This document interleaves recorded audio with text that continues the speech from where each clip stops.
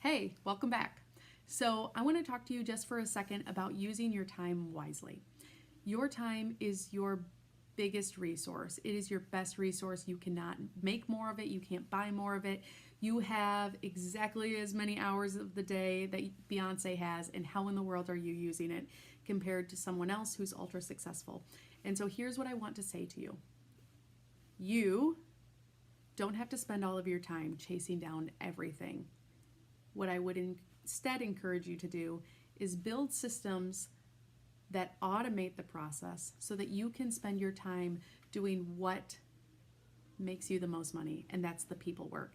And so if you write out what your buyer's journey and you write out what your seller's journey is, and then you automate the emails at specific intervals and schedule yourself tasks and calls and follow-ups with an incredible CRM system so that you can do this job with the people work of it rather than spending your entire day in the email work of it, you will be successful.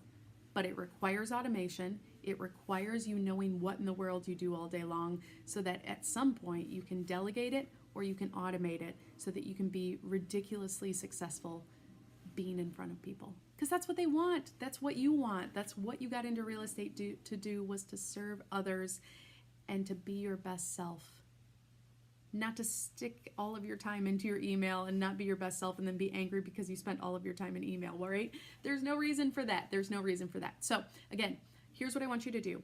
Evaluate where you're spending all your time. If you don't know where you're spending all of your time, write it all out so that you can spend your time doing something greater. And some of the times we think, well, I just need to be better at time blocking.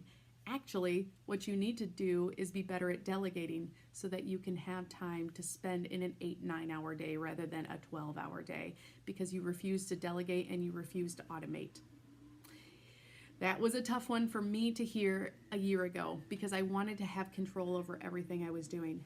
I'm a little bit of a control freak. It's just who I am. I know this. And so trusting the process, trusting the automation, by myself building the automation is what gave me the confidence to move forward without it. So you may receive emails from me, and then another email from me, and then a text message from me, and then a Facebook message from me. All of that is automated on purpose because I don't have time to do this all the time, the emailing all the time.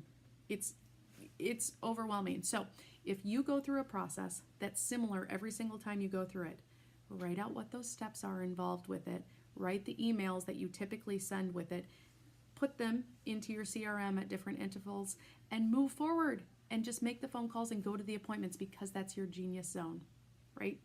Do that. So how are you spending your time? And then automate whatever you can, because your highest and best self is in front of people, not in your email. All right, see you in the next video.